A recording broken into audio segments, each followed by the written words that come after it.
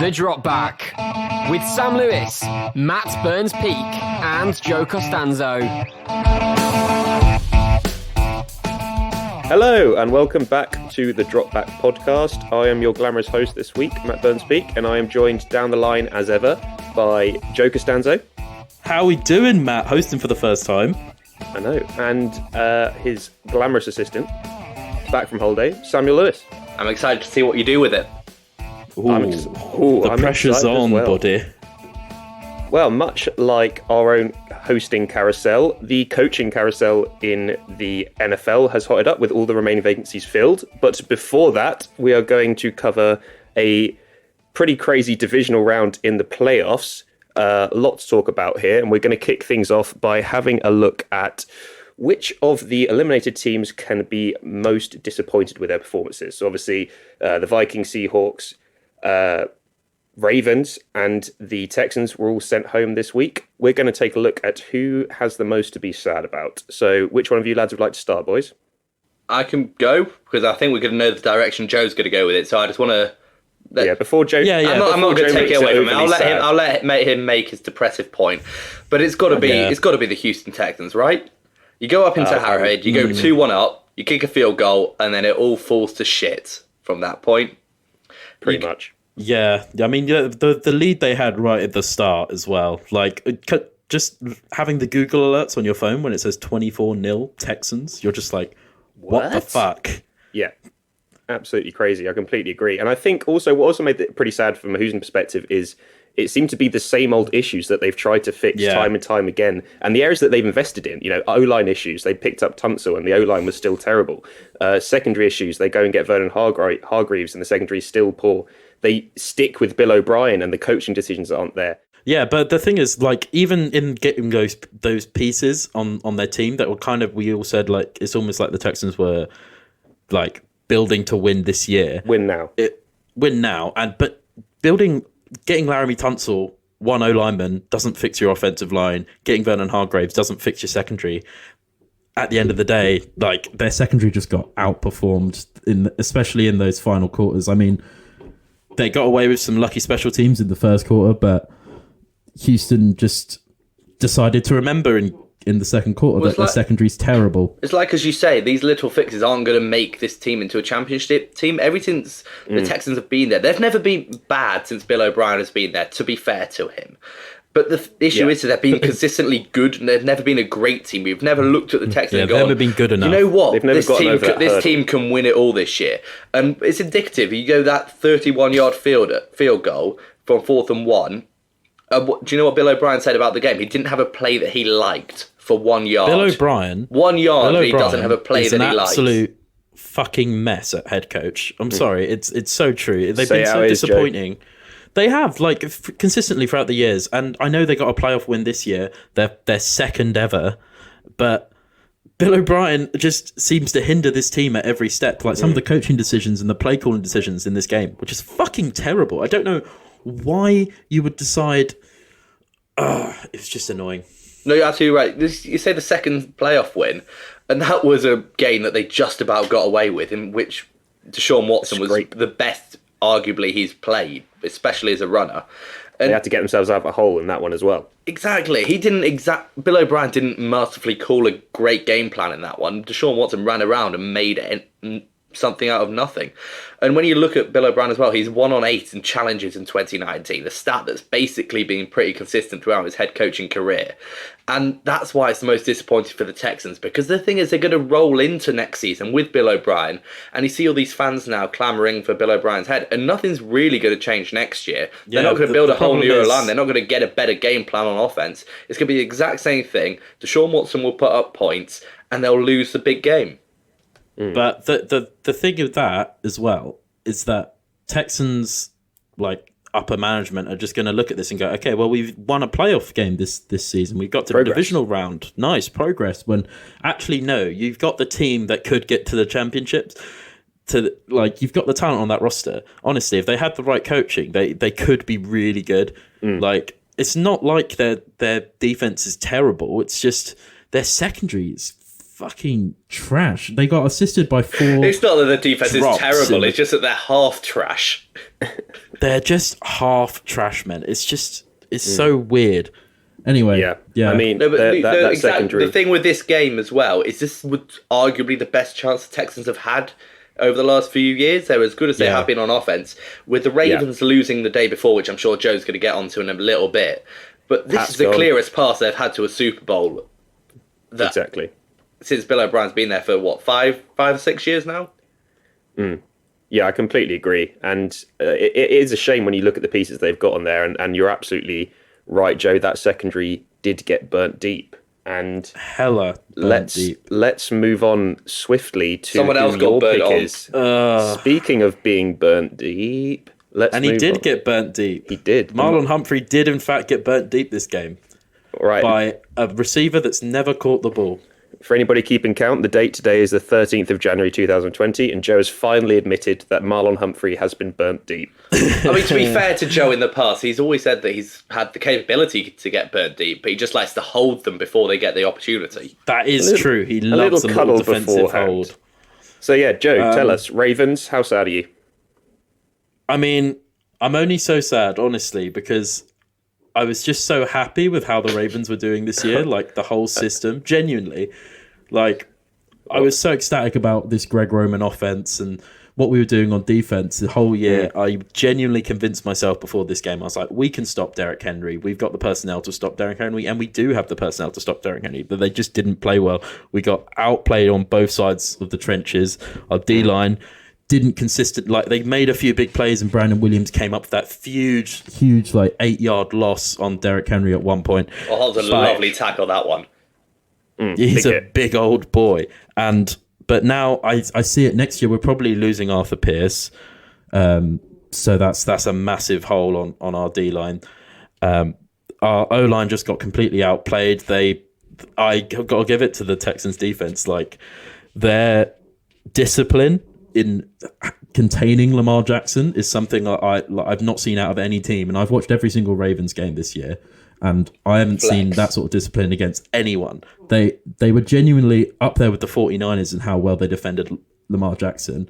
Obviously, he ended up throwing for a load of yards, and it was that whole bend but don't break system. Like, we would get the ball pinned deep because Brett Kern's an amazing punter, and we just have to drive down the field. And often we got into these 4th down situations where we were just going for it because that's what we've done all year. 4th and 1, we're going to go for that, obviously. But at one point we went for 4th and 1 in our 40, and it was just stupid. It was a stupid decision. Like, I don't understand why you I think that's a harsh criticism. I think if you stick with what's got you there, 4th and 1, going for that in your situation, in your own half, has been what got you to this point of the season. It's been why you've been such a special offense, because Jim Harbaugh does listen to what his analytics I said. You can't then have a go at it when it doesn't work out. But in your own 42 touchdowns down, in that situation, I get the analytics and the whole thinking about statistically we're likely to get this, but we're on our own 40. Think about the situation. You're down 2 touchdowns. Why are you giving up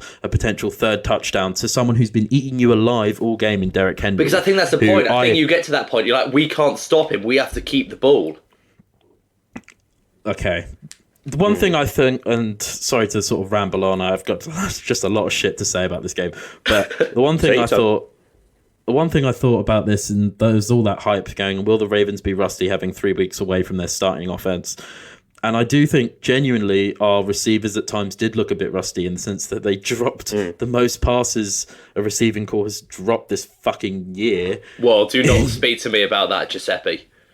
No, but I know how you feel, Slew. It's so annoying to see fucking Hayden Hurst go over the middle, get the ball thrown into his face and not be prepared to turn around when he makes a break. Like, if you're making a break, you need to turn around and look for the fucking football, Hayden. What the fuck? Like, Jesus Christ. Get it all out, there Joe. are so many sort of, our defense just couldn't stop Derrick Henry at the end of the day. I think he's been the MVP of the playoffs so far. And that's like, we knew what they were going to do. We knew Derrick Henry was going to just continuously rush the ball. They're going to eat up clock and they're going to get ahead of us. But we just let them do it. Like, do you give a little bit of credit to Ryan Tannehill, who had another really good game? The boy. He threw for less than 100 yards. He was consistent with it, though, wasn't he? Yeah, he threw for 2 touchdowns. Deity. He threw for 2 touchdowns on play action passes that were completely set up by Derrick Henry. Derrick Henry, by far, is the MVP of this Titans team. He's everything to them. Like, he's genuinely impossible to bring down. That play he had against Earl Thomas, where he got stiff armed Earl like 3 times. The old double stiff. Earl arm. Thomas was asking for that with what he was saying pre-game. He's turning around, was, like trying to like get an angle on him, and he just pushes him again. Like, Get off me. Dude is a beast. I think Lamar Jackson did have a really good game though. Like, he had 353 passing yards and 163 rushing yards in this game, totaling over 500 yards. But he just failed to finish on a lot of these drives. Like, I think that's arguably what the Titans did really well, though. They didn't let Lamar Jackson rush for a lot going forward. A lot of the time, you see Lamar Jackson in this game going side to side a lot. Like, the Titans were happy to let him run around in front of them and keep. And a few times they did get burnt running forward, though. Like, you saw it when he dropped back into coverage, and their Mike would just rush instead of trying to spy Lamar Jackson. Lamar Jackson made him miss a few times and got like 30-yard runs off it. That's where he gashed him on the running plays. And I do think he played really well, but I think he got into that mindset. Like, it's a bit like if you're the good kid, like you're the best player on a team and your team gets down, you're just like, I have to do everything now. And the good kid. And to be fair, we just lost our whole mentality. Like, I'm sorry, I'm rambling, but the one thing is, like, I just want to say, Lamar Jackson should never have to have 57 pass attempts in a game. Like, for your style of offense, and that's a failure before you get to that point. It's like, because Mark Ingram wasn't in, we were scared to give Gus Edwards the ball, and I don't understand why. Yeah, he had a few short gains. But he is a good running back, and he just needed to get more carries as a running back, and as someone who played running back. If you had like a bad drive and they just take you out, like, it doesn't make you better. Or like, we kept swapping him for Justice Hill and not running the ball and just having Justice Hill go for passing routes, and I just thought Greg Roman would have had 3 weeks. Yeah, to paraphrase Andy Tate, it wasn't a Baltimore style of play. No, it wasn't. Baltimore style of play. And Greg Roman had 2 weeks to think about the Titans, or potentially. I know he had other teams to account for, but he had a few weeks with them on his radar, and I was expecting more of our offense. I know we get behind early, but we can't just give up running the ball. Well, I think on the plus side of that, though, is that you will have Greg Roman, you will have most of your pieces back next year. That last Cleveland Browns spot, I imagine you were absolutely shitting your pants about Greg Roman Roman leaving, Well, this is the other thing that's bullshit, I think. And I do genuinely think the head coaching carousel, as it were, there should be rules around it during the playoffs. Like, you can't just have a head coach that's going for 5 interviews. Was his head gone? Was that why the performance wasn't there? But imagine, like, you're preparing for a playoff game and you've got 5 interviews that week with different teams. That is a massive distraction. Like, you have to ace these interviews to potentially get a job and get paid loads of money. That is true. Yeah. Like, at the end of the day, that's the fact. And like, I do genuinely think it played some role. I'm not going to say that wasn't the contributing factor. We looked rusty. We didn't get adjusted early. Yeah. We got behind early, and that's when we lost against the Chiefs during the season, getting behind early and having to chase. No, exactly. And to be honest, to move this to the other games that we needed to talk about. So it's similar to what happened in the Vikings game, though, as well, guys, because when the Vikings fall behind, we've seen it in the past, they're not very good at chasing the game. They like to be able to rush it and then call these aggressive play action shots when they've got the defense biting on the run. And once you bottle up the running game, it slows down the rest of your attack. And so, I don't know, I think the Vikings are a lot to be disappointed about. It just seems typical at this point, almost similar to what's going on with the Texans in the AFC, that it's just like, you can see them doing little bits and bobs here and there. Maybe they'll make a run. But the Vikings are Super Bowl champions with this roster, with this team, the way they play. I just don't see it as much. I wouldn't say I would be disappointed if I was a Vikings fan, because at the end of the day, we came in there and beat a team in the first round that a lot of people thought were going to be in the Super Bowl. Like, but does that not make it worse that you can go and do that, and then you put that's what I was going to say. Limp display where you just don't even look like you're competitive. Yeah, but it was against the number 1 seed. Like, at the end of the day, they showed that way the same sort of. They giveth and taketh away the Vikings. They showed you what they can do against the Saints, and then less good this week. But they showed that against the Packers as well, the same sort of style of play. Like, they just fail to run the ball and then just get absolutely munched when they try and throw it. So, get munched. Not good at all. I mean, but I think as you guys were saying, despite obviously the disappointments with the Ravens and the Ravens in particular stand out to me as being obviously what we thought they could potentially go all the way to the Super Bowl, and it didn't quite happen. But who we thought they were. Yeah, I think they are who we thought they were. So pre-game, the biggest disappointment from what we've seen is the Ravens, but from the point that they were at in the game, then the Texans absolutely blew this one. Yeah, they laid a big. You can't give up a 24-0 lead. I think the Texans is definitely more heartbreaking for sure. Yeah, 100%. But there's always next year. Well, the Seahawks were there as well, so well played Seattle. I don't really think. Yeah, but they went what, like 20 something to 3 at half time, and then Russell Wilson does what Russell Wilson does, and magics his way back to a close game. No, that's what I mean. It's like he's not going to be able to win every single game on the late comeback. So I think he just needs. Yeah, I feel like if you're a Seahawks fan, you sort of thought this might be the ceiling for this roster this year. I think they've got potential for next year to go maybe a little bit further, but I think this year this felt sort of about right. Mm-hmm. Yeah. Yeah, but that's what I mean. Like no one. That's why I would argue that it's the Ravens, just because we were expected to go to. A lot of people expect us to be in the Super Bowl, and we've ended up like this. And now you're just like the rest of us, Joe. 1 and out. You were at least we got there, Hazlew. At least we got found wanting. Indeed. Well, like I said, there's still reasons to be cheerful, and for the NFL teams that were looking for a head coach, there are potentially reasons to be cheerful as well. All the coaching vacancies are now filled, with Kevin Stefanski being named the new Browns head coach. Some interesting names on this list, fellas, for sure. Is it weird? You guys, I'm a little bit underwhelmed about all of them. I was thinking that as well. When I say interesting names, what I'm sort of saying is boring in a sort of more polite way. Matt Rule could be fun, there are a couple of hirings on this list that I like, but there are a couple that I think are a little bit tame. There's a lot of safe hirings, I think. Yeah, 100%. That's what it sort of struck out to me when I was looking at the list. Yeah. Well, I mean, give me the hirings that you liked first of all, guys. I mean, I quite like the Mike McCarthy hiring. Not as really? Not even as an Eagles fan. I think that's a good hiring for the Cowboys. Really? Yeah, well, because I think he's a competent offensive mind, and that's maybe all they need. Is he though? Yeah, he is. Or did he just have Aaron Rodgers? I mean, he won a Super Bowl.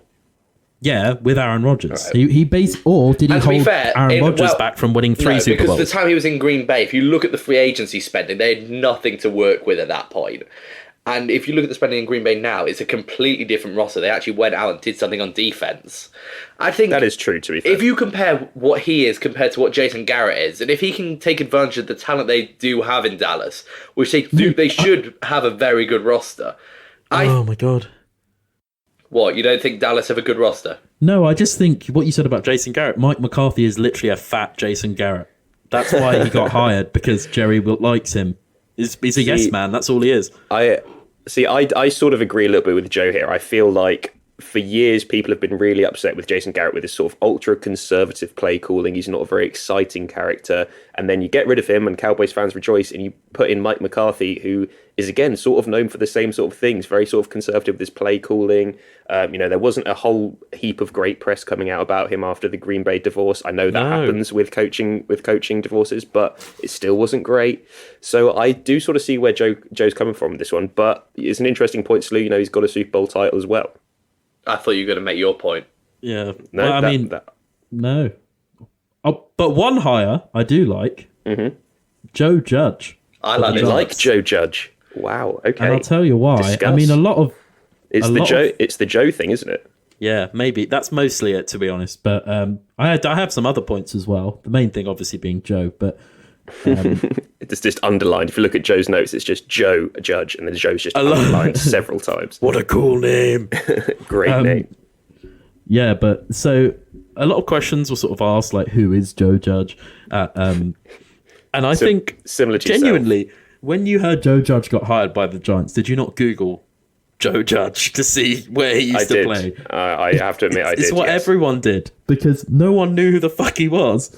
And he's, this ex special teams coordinator, and he coordinated the wide receivers as well for the Patriots last year. Not the cleanest look for the receiving corps I've ever seen. But you got to admit their special teams were fucking amazing, and he's been their special teams coordinator since 2015. I think a lot of the questions people had about him were kind of answered at his press conference, and I listened to the whole thing. And yeah, he's totally well spoken. Obviously, he's really good at an interview. You could tell that just from listening to him speak. But he seemed to be committed to that sort of Patriots process that a team with the Giants' sort of level of talent, young talent, desperately needs. The issue I have with that is, I'm not saying it won't work, because there is going to be someone that comes out of that Patriots team that does then manage to take that ethos they have over there to somewhere else and replicate some sort of success. It's not going to have the same success, because we'll probably never see Brian that Flores. again. Brian Flores. Whatever. Carry on. Brian Flores is a pretty good on example. that, how many of these have we seen that are these Patriots ex-coaches and like, right, they know what they do in New England, but they're not, because they're not Bill Belichick. That is true. And it just looks The like offensive line Belichick that being is. the special teams coach when he was in New York. Does it look like they're trying to be a bit sentimental? We're like, Right. we missed out on something then. Let's just get the next one that comes along. Next best model. Joe Judge, though, you got to look at him though. He was a Division 3 college coach. All right, Division 3. No one gives a shit about Division 3. He was an assistant coach in Division 3, and then he got hired by Alabama. Do you Roll Tide. Does that not show strides towards how good he is as a coach? I don't think he's a He's bad got coach. something about him, I just for think sure. I just think people need to temper their expectations every time a new Patriots coach, because it's always the same for headlines. sure. This is For the sure. one that's the real Bill Belichick disciple. No, I agree. But Yeah. if I'm just saying, the group that he had to look after for the 4 years he was coaching, are the special teams for the Patriots, which have, even those 4 years, been amongst the best in the NFL. So you can tell he's a competent coach. He's just applying that knowledge. It's the same as John Harbaugh. Like, he's applying that special teams knowledge and just applying it to the game of football. And he's not necessarily there to be the play caller. He's there to install respect, I do like install that. a system. I do like that point, that you shouldn't necessarily hire these head coaches just because they've had success as a play caller in the past, because that means you're also depending on someone else on the other side of the ball. Because if you hire this elite offensive mind, then you need a really good defensive coordinator, and then they get hired away at some point. If you've got a really good defensive mind, that's what happens in like places like Minnesota. You need then an offensive mind to come in, and then they leave because they've had 5 offensive coordinators in 5 years or something like that. Well, it's interesting that you mention Minnesota as well there, Slew, with obviously the Kevin Stefanski hire. I really didn't like this one. I don't know if you guys agree or not. I thought this was a bit of a reach by the Browns and seemed like a bad mix between what a team needs and what a team is getting. For me, I feel like that Browns roster, the petulancy that we saw from it the whole of last season, the ill discipline, the constant sort of bad press, and the bad, it seemed like a bad locker room at times. It felt like you needed someone to come in there and galvanize the troops, get everyone flying under the same banner. And I don't see Kevin Stefanski being that presence. I like a Robert Saleh or something there instead, if they'd wait until when San Fran either get a Super Bowl or crash out next weekend, to maybe go and pursue him as a potential sort of galvanizing head coaching presence. I don't see Kevin Stefanski, being that sort of galvanizing factor, and I wasn't overly impressed with the Vikings offense this year as well. What do you guys think?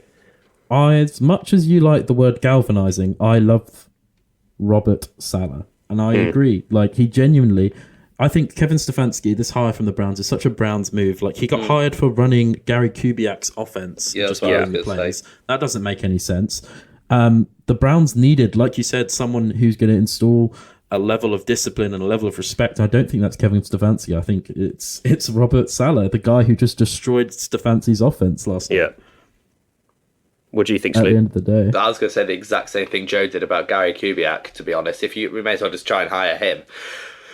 I don't know, a lot of the noise coming out of Minnesota is that he is a really good man manager. Maybe that is because he's been part of that franchise in 2006, so they clearly see something in him as a coach, not just as an offensive mind. Yeah. So maybe he is the man to turn that around. And if you look at the pieces they do have on that offense, with the ground game in Chubb, you get a QB in Mayfield, if you can get him back to 2018, and then you can get Landry and OBJ rolling, then you do have a similar sort of formula that he did have to work with the Vikings. Yeah. In terms what do of you guys? Oh, sorry. No, go ahead. No, I was going to move on to the next thing, but have you got another thing to say? No, Well, it's fine. I was I'm just done. gonna say- I'm done. Slew is done. I wanted to just point out quickly what my favourite hire was out of the 6. And Is it's it Matt actually, Rule, you edgy little fuck? I know, I'm edging like a mad fuck. And I'm going to go with another Matt here. I'm going to go with Matt Huell for the Panthers. Looks like we've both got a preference, don't we? Yeah, you love it. You got to roll with the name. I just think that it was refreshing to see him getting this opportunity. I thought the way that he took over Baylor when they're obviously in the midst of that sort of terrible. Why are you saying it like he's in? Why they're in Lord of the Rings or something like that? Baylor, head coach of Baylor. Yeah, I thought that changing the sort of culture around that team from the sort of 3-11 to 11-3 that he managed amid all that sort of whirlwind of distractions, I think he deserves a shot in the NFL. And I think that that Panthers offense and that Panthers roster in total, really, they've got some good pieces there to build around. They've obviously got Christian McCaffrey. I think that could be quite a good fit between a young head coach getting his first opportunity and a young roster that's really looking to turn a corner. The thing about Matt Rule, I do want to say though, is in 3 seasons he took a Baylor team that was 1-11 to 11-3, amazing. But does that translate to success in the NFL? Because a lot of these college programs, when you have this amazing success and then you move over to the NFL, we saw it with Nick Saban, for God's sake. Like historically, this just hasn't. That was partially because the Dolphins didn't think that Drew Brees' was it elbow or shoulder? Either way, shoulder would heal. So I think he was on his way out from that moment. But I understand your point, Giuseppe. Yeah, but you can't just blame it all on Drew Brees. I will. For my entire life, I will blame everything on Drew Brees. Spoken like a salty NFC fan. Excellent. Well, I mean, is there any other sort of major points around the coaching that you guys... The one that we haven't mentioned was Ron Rivera. I mean, if you look at... I was going to say that. If you look at what happened to the Panthers after they fired Rivera, just the utter capitulation. I don't think they won a game after they got rid of him, did they? I'm not sure they did. Yeah. I mean, the wheels well and truly fell off. Him. The thing what I want to see with Washington is what happens with Dwayne Haskins now that there's no one in that franchise that has an actual stake in him. Because when you're the GM that drafted someone in the first round, you have to keep him around for at least 3 or 4 years, realistically. Well, look at Mariota and the Titans. He was starting until this year. Now that Ron Rivera didn't draft Dwayne Haskins, Bruce Allen, who was the president of football operations or whatever smarmy title he had, he was the one. He's out now. So it is interesting to see what direction they go at quarterback this year, especially with so many of them on the open market, including a Mr. Cameron Newton. Indeed. And I do feel a little bit sorry for Dwayne Haskins. That would be nice, wouldn't it, on Ron Rivera? A little reunion of sorts. But I mean, it would be very harsh on Haskins with being given possibly the shortest leash of a rookie quarterback you've ever seen if straight away everyone that wanted him in the building is gone and he's sort of up against it from the word go.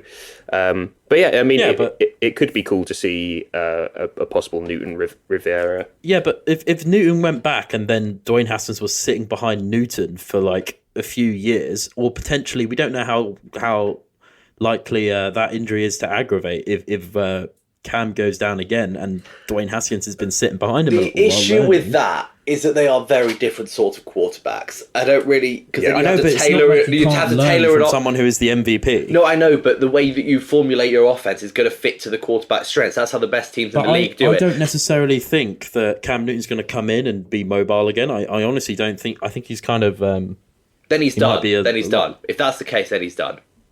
You're going to see you want to see a changed sort of game from him, Joe. Is that yeah, but we saw it out of every mobile QB in their later years. Mike Vick, for God's sake, like in his later years, he wasn't particularly a running quarterback. And he wasn't also at that point particularly a starting quarterback as well. Randall Cunningham and Dante Culpepper.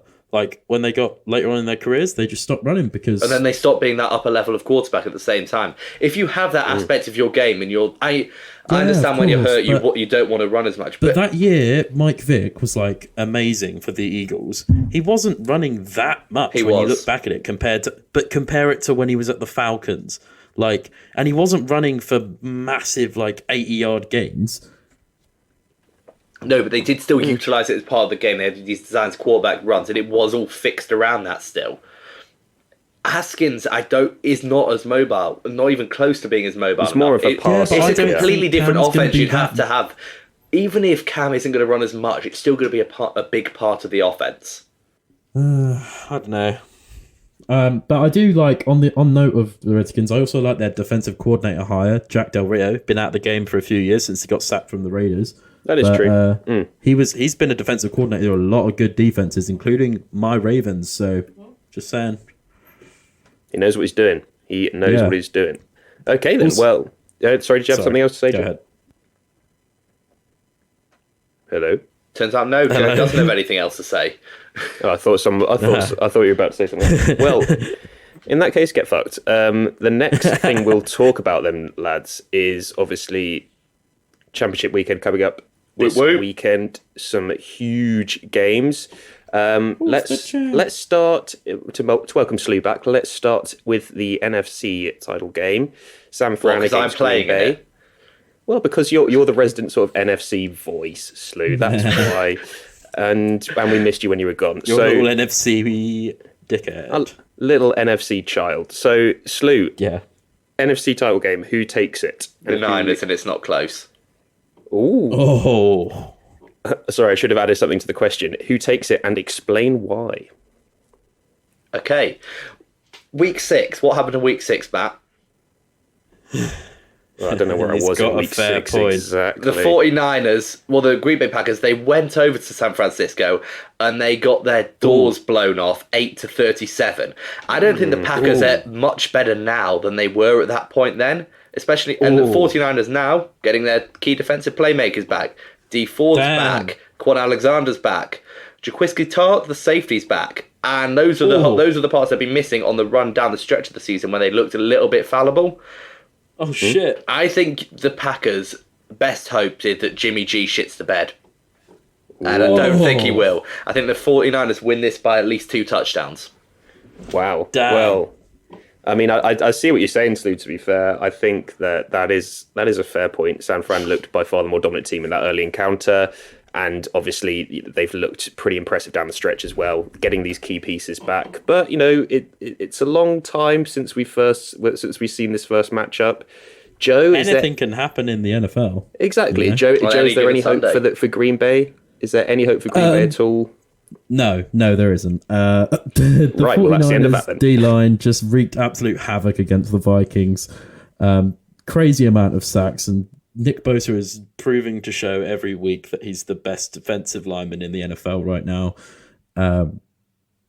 Having Quan Alexander back was a massive help to them, and it showed to be against the Vikings. Just on run defense, he's just really fast, and he's good in coverage as well. Aaron Rodgers might struggle to succeed if he's just on his back the entire game, in my opinion. I don't think their O-line matches up to this D-line. Like, we haven't seen a defense like this just in terms of getting to the quarterback in a while, I feel. And maybe some quick developing plays to Devontae Adams and Aaron Jones might be the key to the Packers' success, but or maybe Jimmy G, like Slew mentioned, throwing Renaissance. one of those typical "why the fuck are you throwing that, Jimmy?" passes, like he did to Kendricks in the Can you put that on a in the t-shirt, Joe? Vikings game. Exactly, just a picture of Jimmy G throwing the ball straight into I mean, an old Nan's face or something. What it is it's just hard to visualize any way that the Packers are better than this Niners team. The only position That I is think true. they're better at is they've got Devontae Adams and they QB. got Aaron Rodgers.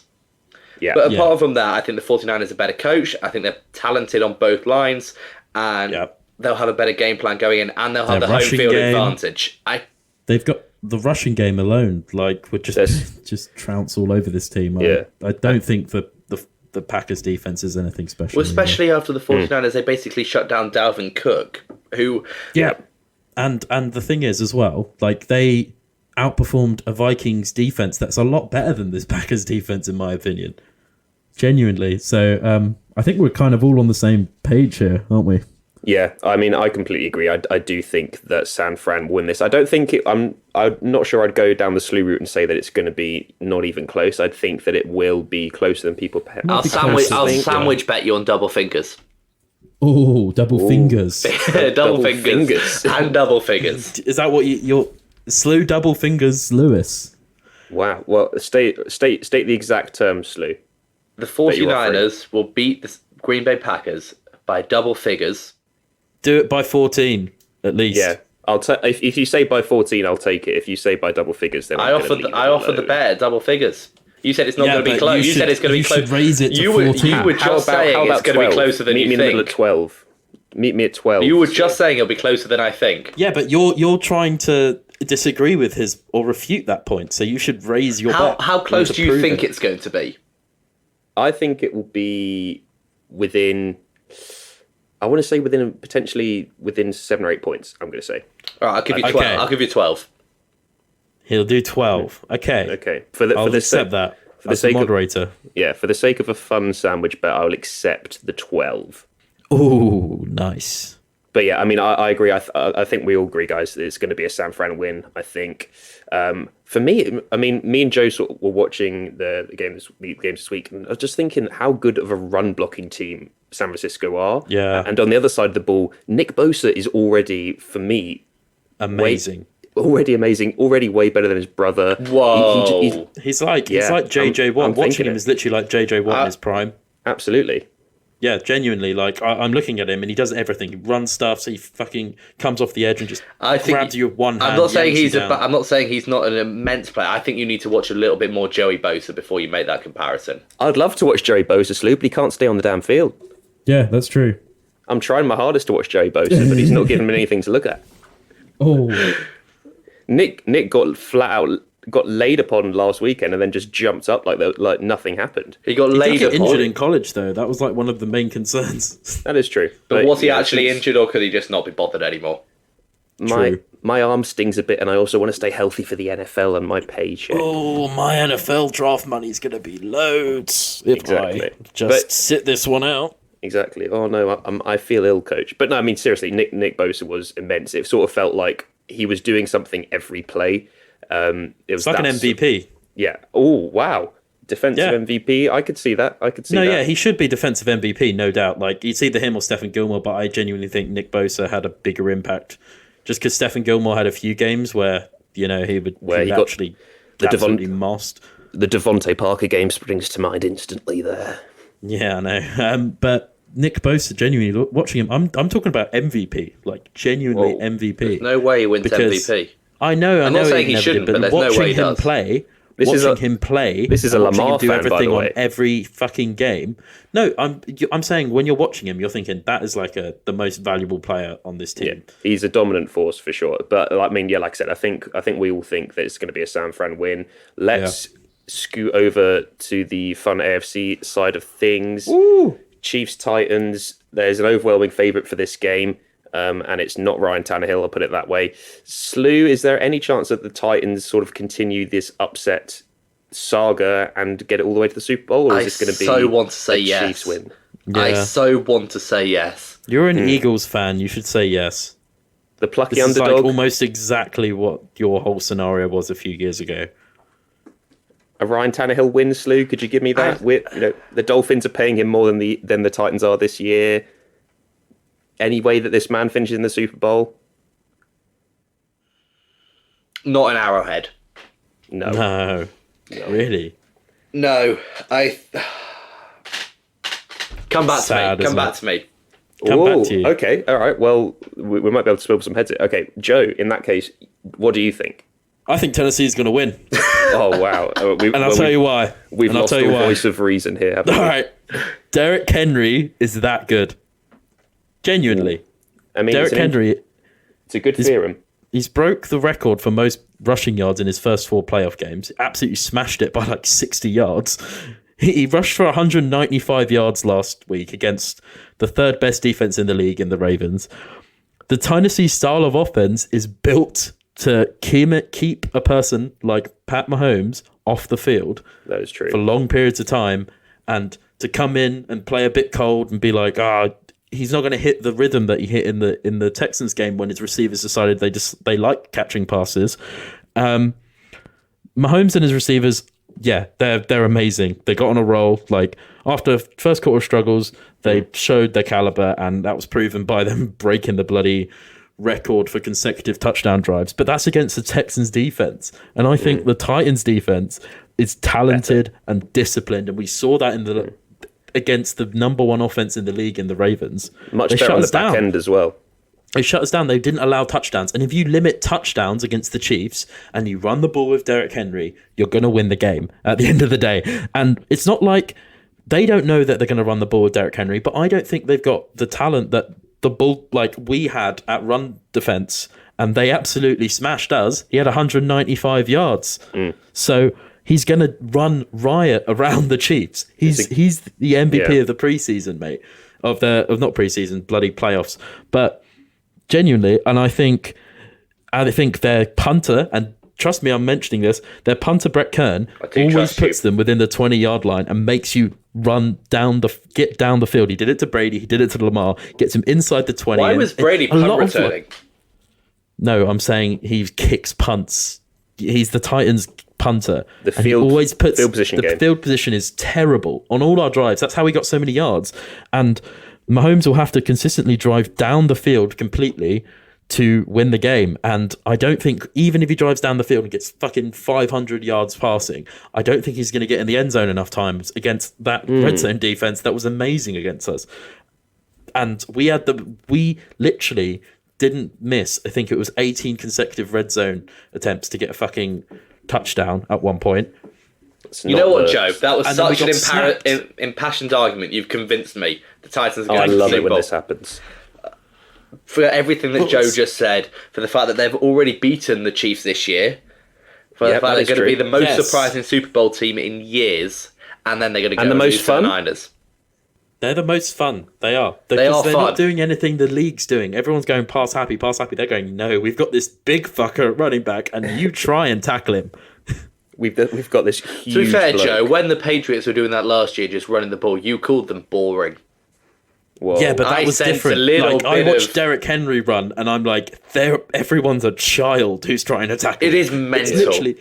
It's fucking mad. It's like the big kid in school that grew up before all the others. It's just a way to talk about you again, Joe. Here he is. And Joe was famously 15-year-old Joe Costanza. Nah, genuinely. But I think the game comes down to, can the Chiefs defense stop Derrick Henry? I don't think they can. And I'm done doubting the Titans. They're going to go to Miami, and they might win. Fuck it. Tannehill in his old house to take I don't know if I don't know if I've got them against the 49ers. That's a tough run defense to go against. But I've got them against the Chiefs. Exactly. That's for another week. And plus, would it not just be the most Andy Reid thing in the world for the field just to open up in front of him? The Ravens have gone down, the Patriots have gone down, and then he gets beaten by the Titans. Yeah. That would be amazing. It would be entertaining for sure. I'm almost a little bit disappointed that I've got to be the one that doesn't do the fun answer. I was really banking on both of you to be sensible. You're not backing your boy Ryan Tannehill, and it honestly really hurts. Your boys, man. I've got to be the voice of reason and sensibility and pick the Chiefs in this matchup, which means I am obviously going against Tannehill. The Dynasty Destroyer. Absolute traitor. It feels like absolute traitor. Et tu, Brute. I know it feels wrong. It feels wrong, and I think you've made some really good points. And to be honest, the Chiefs scared me with that first Tannehill quarter. murdered the Patriots dynasty for this. I know. Nah. This is how you treat him for our sins. But yeah, I mean, the Chiefs really worried me with that first quarter against the Texans. It worried me that they had to be down by 21 points to sort of wake up and get into the game. But I mean, Mahomes was out of this world, plain and simple. It was Mahomes of last season. It was outrageous passes, outrageous sort of. Also, he was definitely in front of the line for that touchdown. But that's my argument, is that he's against the Texans secondary. But we've seen him do that against better secondaries than the Texans. And I'm not saying he's not going to have a good game. I'm just saying you can't expect him to score on 7 consecutive drives against the Titans. It's not. I don't think he'll need to as much though. Yeah, he won't need to score as many points. No, because it's not going to be it's not going to be that fast paced game. That Derrick Henry's going to slow it down and make him feel uncomfortable. That's why I don't think he's going to. I don't know. Like, it seems like I'm cuckoo, but I'm just done doubting them. I doubted them against the Patriots. I doubted them against the Ravens. I'm done. Yeah. I mean, and I completely respect that. You guys go with the Titans. I'm still leaning towards the Chiefs. Remember the Titans. we certainly will. But like I said, I still think that the Chiefs have possibly got too much firepower for this one. So I'm going to go Chiefs. You two go Titans. And there you have it, ladies and gentlemen. It's going to be probably Titans versus San Fran in the Super Bowl, according to us here at the Dropback. Our playoff record has not been good, though. It's terrible. It's probably going to be like green. It's been a wacky one, to be fair. It has been. This has been a mad playoffs. Yeah, I snuck a late one in so on many that Green unexpected results. It's been a ride, gents. It's been a ride. Well, that is all we've got time for this week. Thank you so much for joining us. Do not forget to follow us on our social medias at The Dropback on Instagram and Twitter, and at The Dropback UK on Facebook to keep up to date with our news, our articles, our podcasts. All that's left to say is thanks so much for listening to us. And And obviously, thedropback.com. Well, remember, Joe, that's why you were the host last 2 weeks. But thanks so much for joining me. It's been a pleasure. Thank you to Joe Costanzo. Thanks, lads. Thank you to Samuel Lewis. Cheers, Matt. Good job. Nice one. And we will see you all next week. Take care.